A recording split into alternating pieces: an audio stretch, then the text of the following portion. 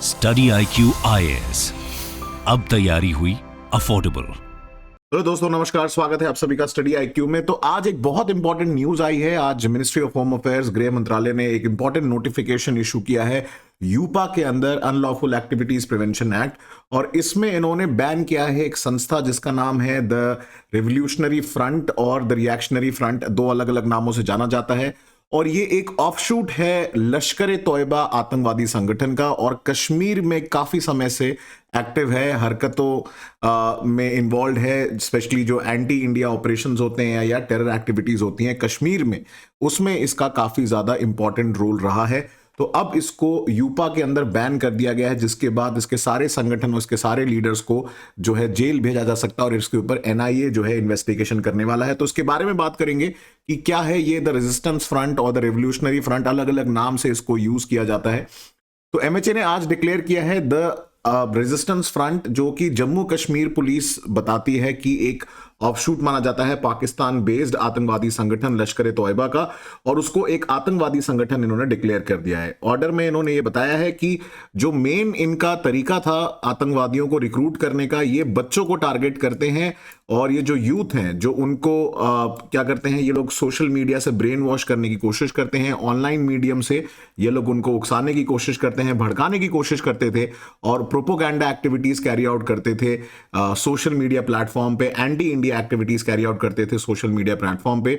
और यूथ को, जो वहां पे डिल्यूजनल यूथ हैं कश्मीर और आसपास के रीजन के जो मुस्लिम यूथ होते हैं, उनको ये लोग टारगेट करने की कोशिश करते हैं। और ये recruitment of terrorist, infiltration of terrorist and smuggling of weapons के साथ साथ जो नारकोटिक्स आता है अफगानिस्तान से और पाकिस्तान से, जम्मू कश्मीर में भी पुश करने की ये लोग कोशिश करते हैं।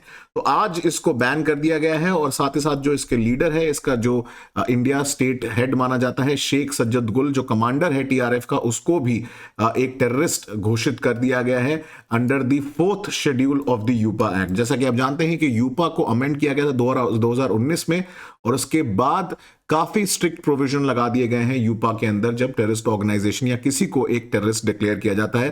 जैसा कि आप देख सकते हैं, ये जो सारे आतंकवादी हैं, जो इस आतंकवादी संगठन के जो वर्कर्स हैं, वो पहले से ही NIA के रेडार में थे, क्योंकि ये लोग साइकोलॉजिकल ऑपरेशंस में इन्वॉल्व हैं इन सोशल मीडिया प्लेटफॉर्म्स। और स्पेशली जब आर्टिकल 370 हटाया गया था कश्मीर में, उस समय ये काफी ज्यादा हरकत में आया था, ये जो ग्रुप बना था। और ये लश्कर ए तोयबा का भी तोयबा का ही एक विंग माना जाता है। और ये जो इसकी एक्टिविटीज हैं, ये भारत की नेशनल सिक्योरिटी और सोवरेनिटी ऑफ इंडिया को काफी ज्यादा खतरे में ला देती थी। और ये काफी सारे यूथ, साथ साथ जो मिलिट्री है जम्मू कश्मीर में, जो गवर्नमेंट एस्टैब्लिशमेंट है, जो बेगुनाह और निर्दोष लोग हैं, उन पे हमले के लिए भी इसको जिम्मेदार माना जाता है। और ये भी रिपोर्ट निकल के आई है कि इसका इन्वॉल्वमेंट कहीं ना कहीं 26/11 के जो मुंबई हमले हैं, उनमें भी एक रिपोर्ट अब कंफर्म हो चुकी है। पहले शक था, लेकिन अब रिपोर्ट से कंफर्म हो चुका है आफ्टर इन्वेस्टिगेशन की 26/11 के भी हमलों में इसी जो ग्रुप है उसका भी इन्वॉल्वमेंट था।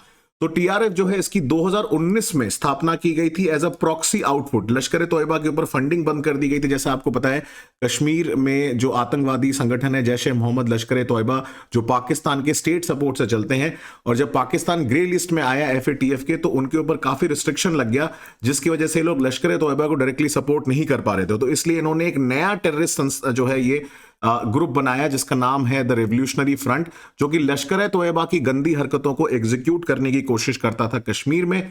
और ये serial number 5 of the 1st schedule of the UAPA act के अंदर अब लिस्ट कर दिया गया है, जिसकी वजह से अब ये बैंड एक संस्था बन चुका है। तो ऑफिशियल जो बोल रहे हैं, बता रहे हैं कि ये एक नया नाम है लश्कर ए तोयबा का और जैश ए मोहम्मद का कश्मीर में, और इसको इसीलिए बैन किया गया है। और क्योंकि कश्मीर मिलिटेंसी को ये ऐसा दिखाना चाहते हैं कि ये जो कश्मीर में लोग रह रहे हैं वो भारत सरकार से खुश नहीं है, तो इसीलिए इन्होंने नाम इसका द रेवोल्यूशनरी और द रेजिस्टेंस फ्रंट रखा हुआ है, दिखाने के लिए, भड़काने के लिए बच्चों को। और ये लोग बच्चों को यूज करते हैं as a human shield Kashmir में। जैसे कि आपका पैलेस्टाइन में, जैसा कि आप देखते हैं, इजराइल के खिलाफ बहुत सारे जो आतंकवादी संगठन हैं वो भी यूज करते हैं। सिमिलर तरीके से ये लोग भी जो है बच्चों को यूज करते हैं, बच्चों का ब्रेन वॉश करते हैं। जो यूथ है उनको ये लोग ब्रेन वॉश करके रिक्रूट करने की कोशिश करते हैं आतंकवादी एक्टिविटीज में। तो इसके बारे में डिटेल में बात करेंगे। बट दोस्तों, मैं आपको बताना चाहता हूं कि अगर आप यूपीएससी की तैयारी करना चाहते हैं डिटेल तरीके से, प्रॉपर फाउंडेशन बैच जो है 1 साल का, 2 साल के लिए वैलिड रहेगा ये कोर्स। 18,999 में आप एनरोल कर सकते हैं। इंपॉर्टेंट बात यह है कि 7 जनवरी को ये बैच क्लोज हो जाएगा, उसके बाद प्राइसेस बढ़ जाएंगे। तो अगर आप एनरोल करना चाहते हैं तो डीप लाइव कोड यूज करके एनरोल कर सकते हैं और उसमें आपको इंस्टेंट डिस्काउंट मिल जाएगा। साथ साथ अगर आप EMI ऑप्शन लेना चाहते हैं तो वो भी आप डिफरेंट बैंक्स के थ्रू कर सकते हैं।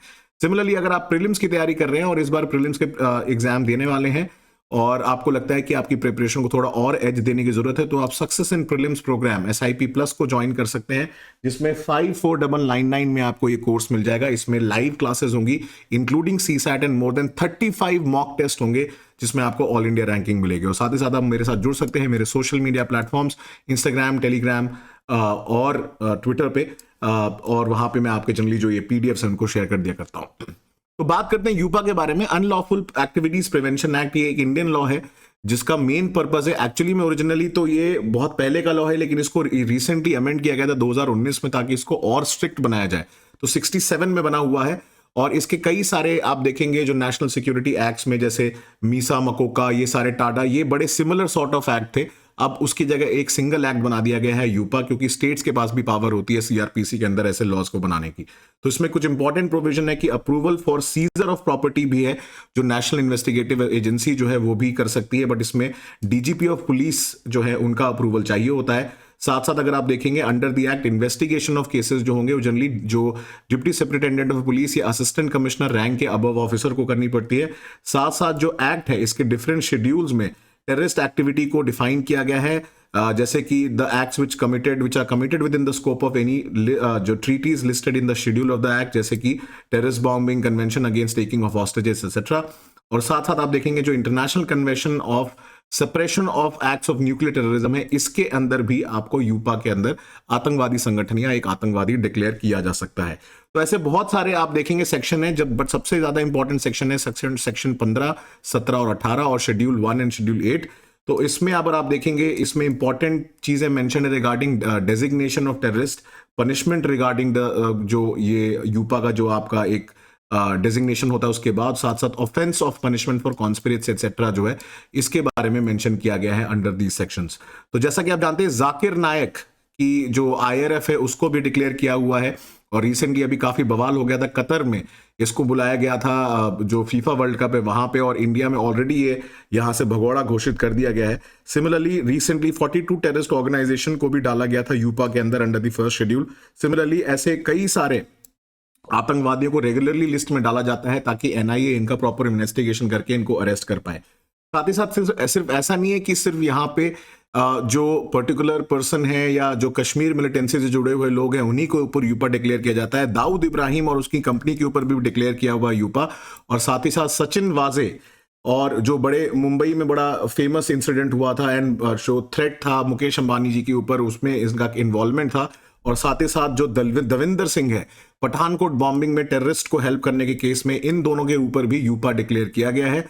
और साथ साथ एक रीसेंट जजमेंट में सुप्रीम कोर्ट ने बोला है, ऑनरेबल सुप्रीम कोर्ट ने, कि स्टेट पुलिस अगर वो चाहे तो वो भी इन्वेस्टिगेट कर सकते हैं यूपा का ऑफेंस जब तक कि NIA टेक ओवर नहीं करती। तो ये जो है कुछ इंपॉर्टेंट इंफॉर्मेशन है रिगार्डिंग यूपा, और ऐसा नहीं है कि सिर्फ ये इंडिविजुअल्स पे डायरेक्टली डिक्लेयर कर दिया जाता है, एक प्रॉपर इन्वेस्टिगेशन के बाद इसमें डिक्लेयर किया जाता है, और कोर्ट्स भी बड़े स्ट्रिक्ट रहते हैं जब यूपा को इंप्लीमेंट किया जाता है किसी के ऊपर। तो इससे रिलेटेड एक MCQ इसको सॉल्व करेगा कि क्या कंडीशन है यूपा के अंदर बेल दिलाने की या बेल पाने की। Granted only when the court is of the opinion that there are reasonable grounds and only when the accusation is proved true in the court. So क्या इसका आंसर है? ऑप्शन 1, 2, 3, 4 में नीचे मुझे जरूर बताइएगा। तो दोस्तों ये था आज का वीडियो, और जैसा मैंने बताया सक्सेस इन प्रीलिम्स प्रोग्राम में आपको प्रीलिम्स प्रिपरेशन में एक एज मिल सकती है, तो आप ज्वाइन कर सकते हैं। और साथ ही साथ बैच क्लोज होने वाला है बैच 1 फाउंडेशन 7 जनवरी को, तो उसमें भी आप एनरोल कर सकते हैं by using code deep live. मैं मिलूंगा अगले वीडियो में। Till next time, thank you so much दोस्तों, और मेरे साथ आप जुड़ सकते हैं मेरे वेरियस सोशल मीडिया प्लेटफॉर्म में। Till next time, thank you and जय हिंद। स्टडी IQ IAS, अब तैयारी हुई अफोर्डेबल।